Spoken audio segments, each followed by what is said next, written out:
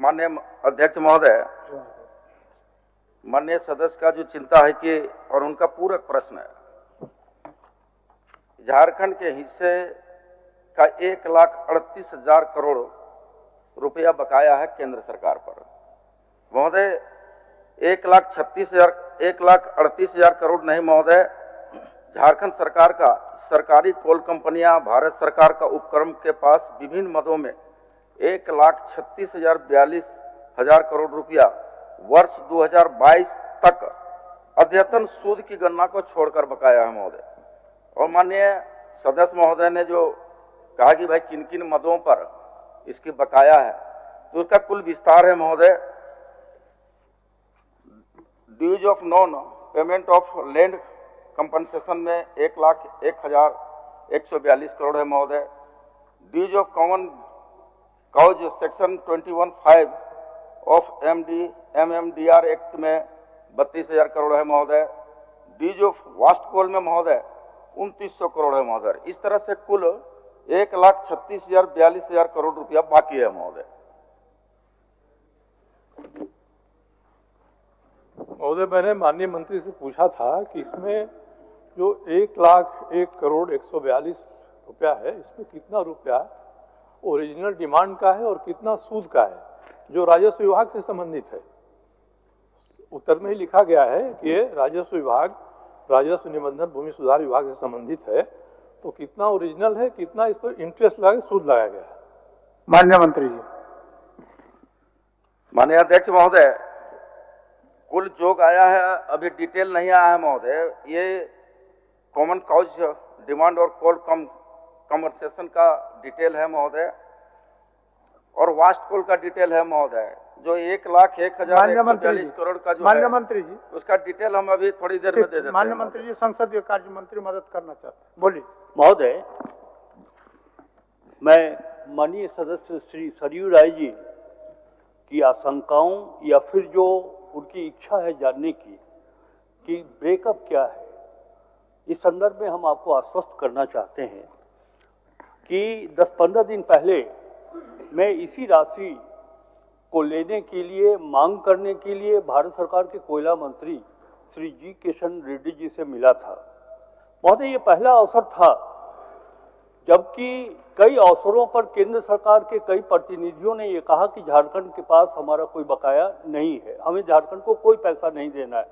लेकिन जब हमारी मुलाकात कोयला मंत्री जी से हुई तो उन्होंने कहा कि झारखंड की राशि देनी है, हमें बकाया है, हम देंगे, वो झारखंड का अधिकार बनता है, झारखंड को मिलना चाहिए। उन्होंने वो ये स्वीकार किया। सबसे अच्छी बात ये रही, जो माननीय सदस्य श्री सरयू राय जी जानना चाहते हैं कि इसका ब्रेकअप क्या है, इंटरेस्ट की राशि क्या है, कैपिटल मनी क्या है, इस संदर्भ में हम आपको बताएं कि माननीय कोयला मंत्री जी के साथ हमारी जो वार्ता हुई है उसमें ये बातें उठकर आई हैं कि इस संदर्भ में वास्तविक आकलन के लिए भारत सरकार कोयला मंत्रालय की एक टीम भेजेगी, जिसमें राज्य माइंस डिपार्टमेंट के भी ऑफिसर होंगे, और ये दोनों टीम बैठ करके ये वास्तविक आकलन करेंगे कि किस हेड में कितना पैसा बाकी है। जैसे non payment of land compensation, dues of common cause या फिर वास्ट कॉल, इस सेक्टर में जो पैसा बाकी है, एक्चुअल कितना बाकी है। हमने कहा कि बिल्कुल ये बात स्वीकार है, दोनों केंद्र और राज्य के अधिकारी बैठ जाए, बैठ करके निर्णय कर ले, और उन्होंने ये आश्वस्त किया कि जो भी राशि निकलेगी उस वार्ता के बाद वो राशि हम झारखंड को देंगे।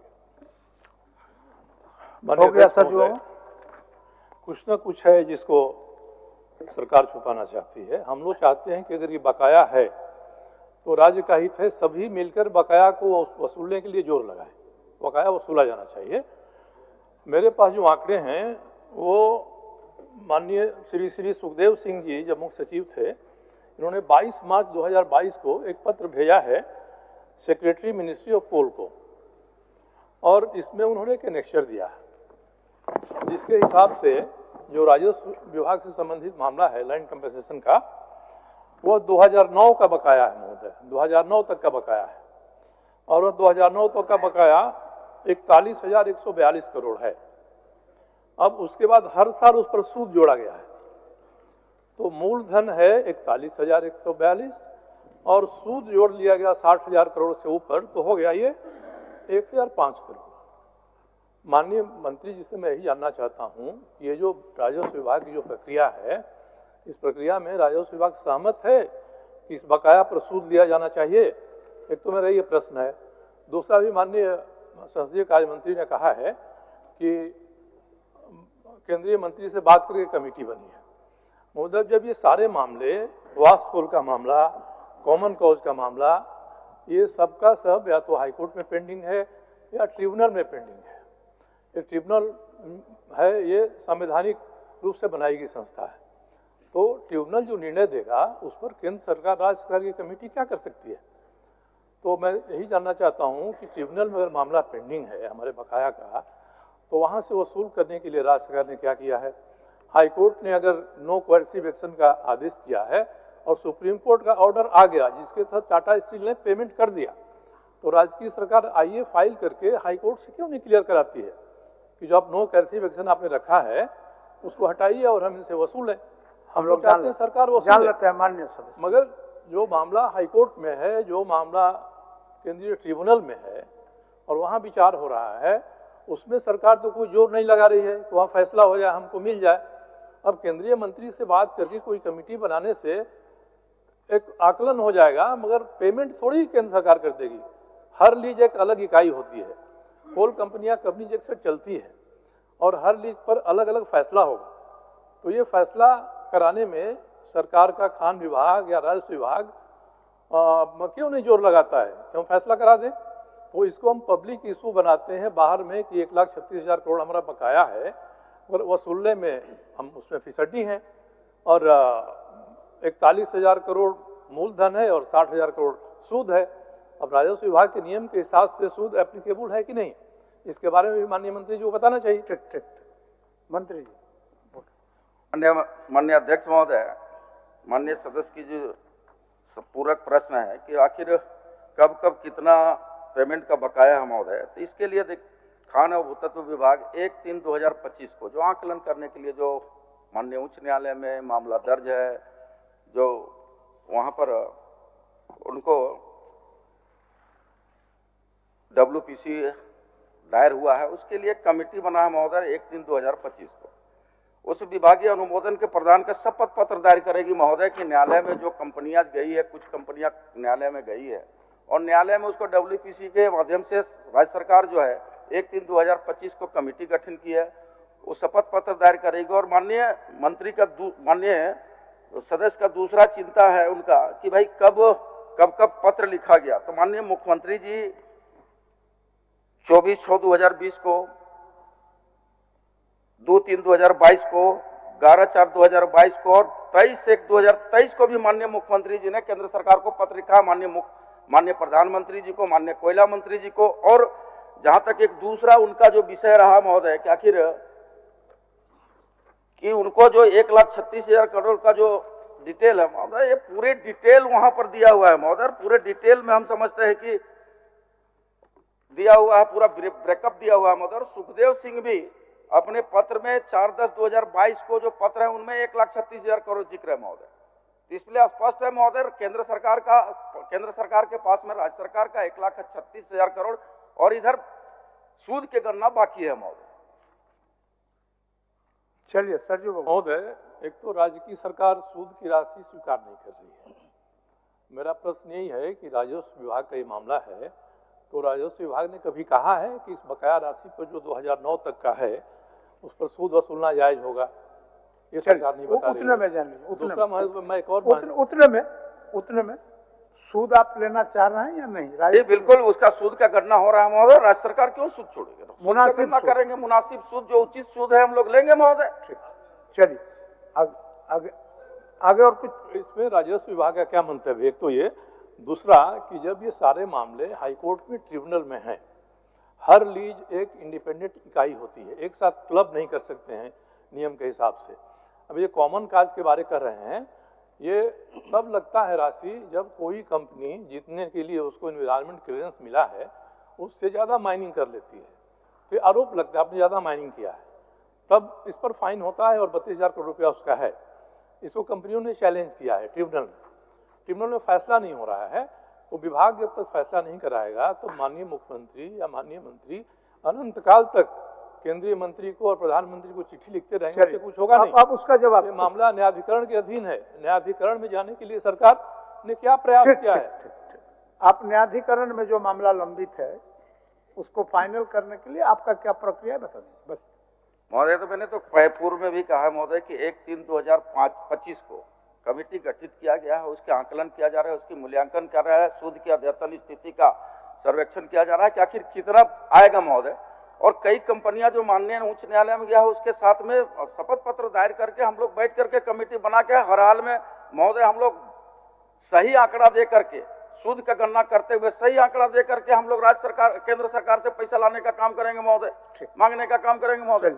हो गया सर जी, अब राज सिन्हा जी। माननीय मंत्री जी का कहना है कि एक कमेटी बनाए इन्होंने हाल में, केंद्र सरकार राज्य सरकार की। मेरा ये कहना है कि कमेटी बनाना राजनीतिक निर्णय है, वैधानिक निर्णय नहीं है। वैधानिक निर्णय के हिसाब से सरकार कोई कार्रवाई नहीं कर रही है। मान्य सदस्य, अब सरकार आंकड़े महोदय, सरकार इस दिशा में काम कर रही है, नहीं कर रही है। उनको जो भी वैधानिक काम समझ में आ रहा है वो सब काम कर रहे हैं, उसका निष्कर्ष आपको मिलेगा। सरकार कोई कार्रवाई नहीं कर रही है वसूलने के लिए। सरकार केवल राजनीतिक मुद्दा बनाकर जनता के बीच रखने की बात कर रही है। मैं तो यही कह रहा हूं कि कानूनी मान्य सदस्य इतने कार्रवाई का सूचना आपके समक्ष सदन के समक्ष रखे, आप देख लीजिए उसको, बोलिए क्या बोलना चाहते हैं। सदस्य ने ये कहा है कि राज्य सरकार जो कार्रवाई कर रही है 1,36,000 करोड़ रुपया लेने के लिए, वो राजनीतिक है। महोदय, मैं ये बात नहीं मानता हूँ। काफी वरिष्ठ हमारे सरयू राय जी सदस्य हैं इस सदन के। ऐसे जब बकाये होते तो उस पर कोई राजनीतिक आधार नहीं होता है, बल्कि आधिकारिक और प्रशासनिक अधिकार होता है। आपने कहा कि ट्रिब्यूनल में हम क्यों नहीं जाते। महोदय, अगर ट्रिब्यूनल में भी हम जाएं तो अंततः कोयला मंत्रालय का ये कहना है कि हम एक्चुअल समीक्षा कर लें, वास्तविक आकलन कर लें कि कितना पैसा बकाया है। हम बोल रहे, राज्य सरकार बोल रही 1,36,000 करोड़। केंद्र सरकार को आशंका है कि शायद ये राशि सही है अथवा नहीं भी सही हो सकती। तो ट्रिब्यूनल भी डिपेंड करेगा इसी कमेटी के रिपोर्ट के आधार पर कि वास्तविक बकाया कितना है, तभी वो। मैं तो ये कह रहा हूं कि राज्य सरकार इस तरह की मांग करके, चाहे वो मामला सुप्रीम कोर्ट में माननीय सर्वोच्च न्यायालय में विचाराधीन हो या ट्रिब्यूनल के सामने विचाराधीन हो, जब तक इस प्रक्रिया को हम पूरी नहीं करेंगे तब तक वो भी कोई निर्णय लेने के अधिकार में नहीं होंगे। मैं माननीय सदस्य जी से ये चाहता हूं कि आपने प्रश्न किया, बिल्कुल सही है। सरकार, आपने ये भी कहा कि हम सूद की राशि लेंगे कि नहीं लेंगे, डंके की चोट पर लेंगे। महोदय, हम जब एक साहूकार से पैसा लेते हैं 100 रुपया तो इंटरेस्ट देते हैं। यहां तो एक राज्य सत्ता केंद्र के सत्ता से बकाया राशि की मांग कर रही है, और जब हमारा पैसा वहां बाकी है, उस पर जितने दिनों से वर्षों से नहीं मिला, तो जाहिर सी बात है कि हम इंटरेस्ट की राशि क्यों छोड़ेंगे। भारत सरकार भी नहीं छोड़ती है महोदय। इसलिए मैं कहना चाहता हूं, माननीय सदस्य से ये जानना चाहता हूं कि माननीय सदस्य क्या चाहते हैं, ये राशि झारखंड को मिले, ये राशि सही है अथवा नहीं है, या भारत सरकार अगर ट्रिब्यूनल के नाम पर इसे समय लेना चाहती है, क्या इसके पीछे सच्चाई है, हम आपसे जानना चाहते हैं।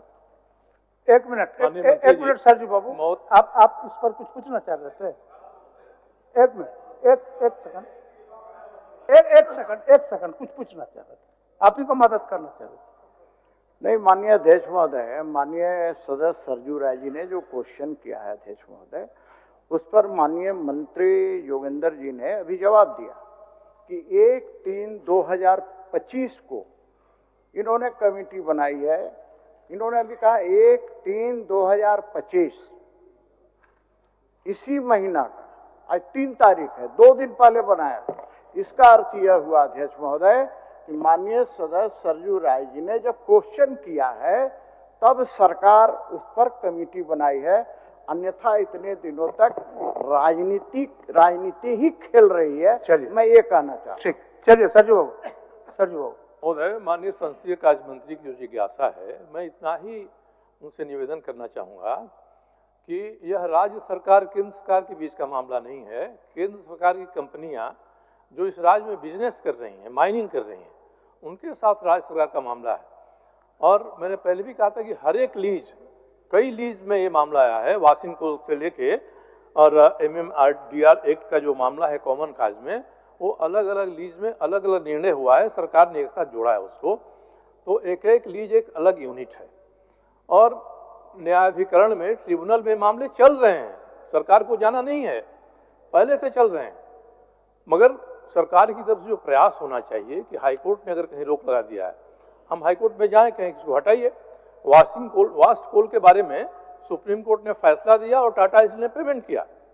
और अगर यही मामला कई लीज के बारे में हाईकोर्ट में है तो सरकार को एक आईए फाइल करना चाहिए, महाधिवक्ता से कहना चाहिए कि आप फाइल करिए, सुप्रीम कोर्ट ने निर्णय दिया हमको मिले, ये सरकार करे। और जो ट्रिब्यूनल में है, ट्रिब्यूनल में फैसला जिस एक्ट में एक्विजिशन हुआ है लैंड का, कोल माइंस बियरिंग एक्ट में, उसके जो प्रावधान हैं, सरकार के जो प्रावधान हैं एक्विजिशन के, इन सबों को लेकर ट्रिब्यूनल में एक एक लीज पर बात होगी। और कोई 1 मार्च को आपने कमेटी बना दिया तो ये कमेटी ट्रिब्यूनल को सुपरसीड नहीं करेगी। इस कमेटी को कोई वैधानिक आधार नहीं है, इसमें कुछ भी करें आप। इसलिए जो जो आपने बकाया की मांग किया है एक एक लीज के बारे में, जो ट्रिब्यूनल में है ट्रिब्यूनल में जाके वसूलिए, और जो हाईकोर्ट में जाके वसूलिए। हम लोग चाहते हैं कि सरकार ऐसी सक्षम कार्रवाई करे कि ये वसूला जाए। ठीक, और इस तरह से कमेटी बनती रहेगी, तो और विलम्ब होते रहे। हाँ, ठीक महोदय, एक लाइन में जवाब दे दीजिए। बिल्कुल एक लाइन में जवाब महोदय, हम पहले से भी एक लाइन में देने का। अध्यक्ष महोदय, जो माननीय सदस्य का चिंता था कि लैंड के कहाँ का, तो मैं चाहूंगा महोदय उनको कॉपी भेज दे रहा हूँ कि कहाँ का लैंड का, किस किस जिला का, कितना जेजेएम का है, कितना जीएम का बकाया हूँ, मैं भेज दे रहा हूँ। दूसरा महोदय ये कहना चाहूंगा कि माननीय सदस्य को कि सुझाव अच्छा है, अति शीघ्र हम लोग सरकार जो है आईए सहित अन्य कानूनी विकल्प पर जल्द निर्णय लेगी, समीक्षा की जाएगी और उसके उपरांत केंद्र सरकार से पैसा लेंगे महोदय, सूद समेत लेने का काम करेंगे हम। ठीक, माननीय सदस्य श्री राज सिन्हा जी।